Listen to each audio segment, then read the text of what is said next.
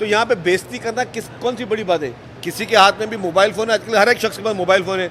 आप mobile phone पे किसी को 2 गालियाँ दे के भर के रिकॉर्ड करो, उसमें कौन सी तुरम खाने की बात है, या इसमें कौन सी फ़ख्र में आने की बात है, या इस चीज़ को आप किस तरह सेलिब्रेट करने की बात मुझे बताएं आप। इसमें क्या बहुत बड़ा आपने कोई कमाल कर दिया?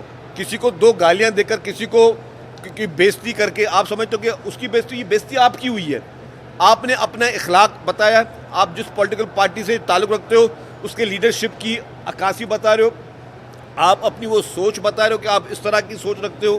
तो ये चीज़ें ख़त्म होनी चाहिए खुदारा।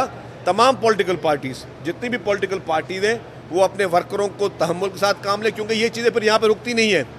खुदा ना खास्ता अगर ये कल्चर कहीं बड़ा रहा तो फिर ये चीज़ें दोनों तरफ से आ सकती हैं। जब दोनों तरफ से आएंगी तो खुदा ना खास्ता ये क्लैश की सूरत इख्तियार कर सकती हो। जब खुदा ना खास्ता क्लैश होता है तो फिर किसी ना किसी का नुकसान पे उसका इख्तिताम होता है। तो हमें सबसे पहले अपने फॉलोअर्स को समझाएं, अपने लोगों को समझाएं कि इस तरीके की पॉलिटिक्स को फ़रोग ना करें जो कि अनफॉर्चुनेटली पीटीआई ने की हुई है। मैं पीटीआई के लिए भी मैं हमदर्द हूँ। मैं कहूँगा कि अल्लाह ताला उनको अक्ल दे, उनके लीडर को अक्ल दे, उनके लोगों को, उनके वोटरों को अक्ल दे कि इस तरीके के जो है वो चीज़ें ना करें जिससे जो है माहौल को ख़राब किया जा सके।